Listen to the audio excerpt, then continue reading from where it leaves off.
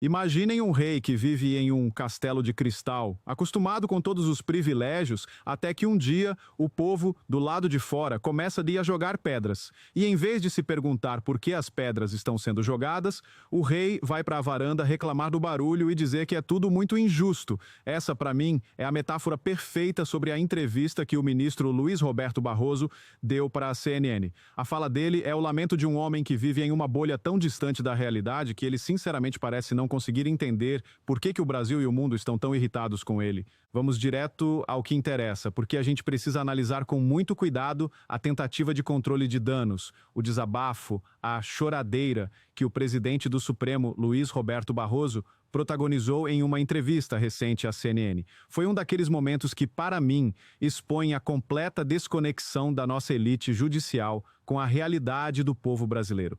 Foi a fala de um homem que, ao que tudo indica, está começando a sentir as consequências de seus próprios atos, mas que se recusa a entender a origem do problema. A gente precisa lembrar que o ministro Barroso, por muito tempo, foi o rosto da arrogância, da soberba de um poder que se achava intocável. Ele foi o autor daquela frase infame, o "perdeu, mané", dita a um cidadão em Nova York. Ele foi o homem que, em um congresso da UNE, bradou em meio a militantes de esquerda que nós derrotamos o bolsonarismo. Ele sempre se portou como um vitorioso, como um dos generais que venceram uma guerra. Mas agora a guerra parece ter chegado ao seu castelo, e ele não gostou nada disso. Na entrevista, o que a gente vê é um homem se vitimizando. Ele reclama dos custos pessoais que ele e seus colegas estariam sofrendo. E qual é o grande custo pessoal que o aflige? Ele mesmo dá o exemplo. Ele conta que, em 2014, foi a final da Copa do Mundo no Maracanã com sua família, e que em 2016 foi a abertura das Olimpíadas como um cidadão comum, e lamenta: "Hoje em dia eu não posso sair na rua sem 3 seguranças." Eu quero que você pare e pense na profundidade dessa reclamação. O maior custo pessoal que o presidente da mais alta corte do país consegue enxergar é a perda do seu privilégio de circular livremente sem ser confrontado. Enquanto milhões de brasileiros não podem sair na rua com medo de serem assaltados, o grande drama do ministro é ter que andar com seguranças pagos com o nosso dinheiro. Enquanto milhões de famílias se preocupam em como vão colocar comida na mesa, a grande dor do ministro é não poder mais ir a um jogo de futebol em paz. É a definição de viver em uma bolha, em um castelo de cristal. E ele não para por aí. Ele atribui essa situação a muito ódio, muita raiva nas pessoas, que teria sido gerada por algum tipo de liderança política. É a clássica inversão de culpa. Na cabeça dele, o problema não são os atos do Supremo, não são as decisões que muitos consideram abusivas, não é a censura, não são as prisões, não. O problema é o povo, que ficou com raiva. O problema é a liderança política que extraiu o pior das pessoas. Ele joga a pedra, e quando as pessoas reagem à pedrada, ele as acusa de serem violentas. É uma desonestidade intelectual que chega a ser impressionante. Mas o ponto alto da choradeira, o momento em que o desespero dele fica mais evidente, é quando ele fala sobre as sanções americanas. Ele classifica a perda de seu visto como algo desagradável, e a aplicação da lei Magnitsky contra o ministro Moraes e sua família como uma coisa muito irrazoável e injusta. Injusta? Irrazoável?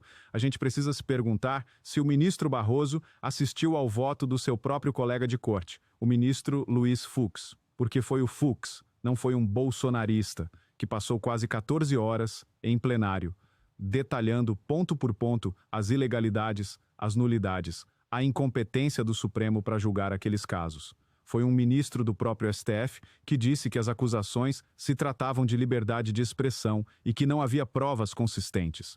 O que os americanos fizeram foi apenas ecoar, com as ferramentas que eles têm, a constatação que já tinha sido feita dentro da própria corte. E o Barroso chama isso de injusto. E a gente chega ao momento mais patético da entrevista, a mentira que, para mim, resume a tentativa desesperada de salvar as aparências.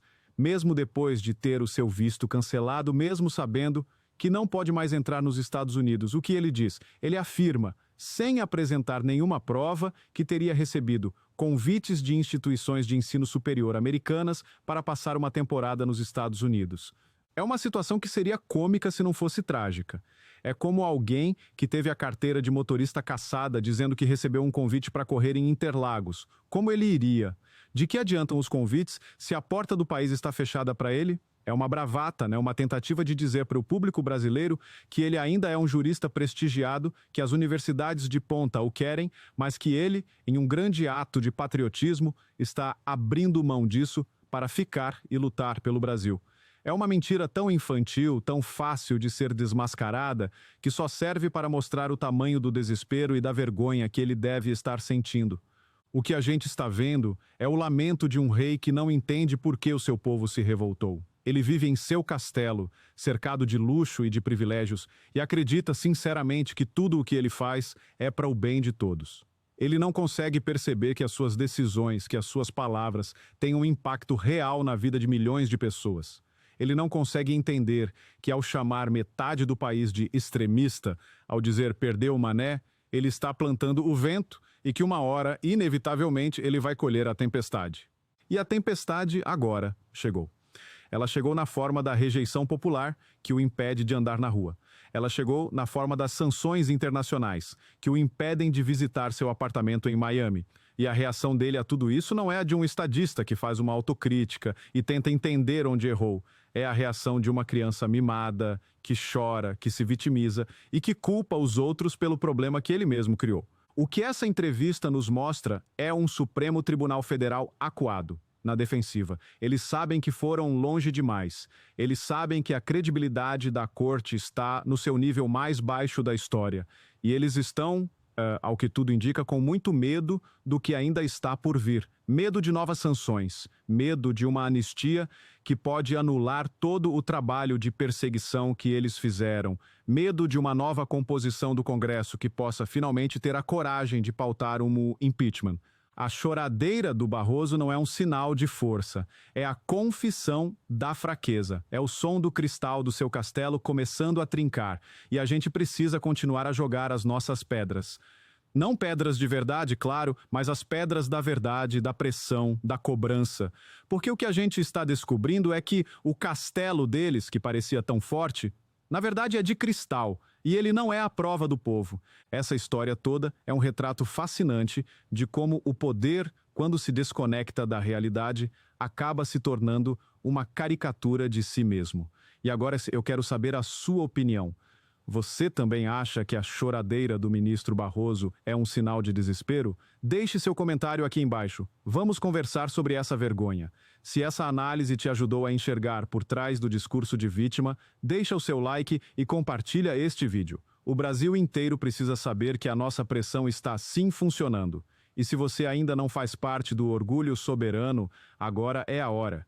Inscreva-se no canal e ative o sininho, porque a gente não vai parar até que a realidade se imponha sobre a fantasia deles. Um grande abraço.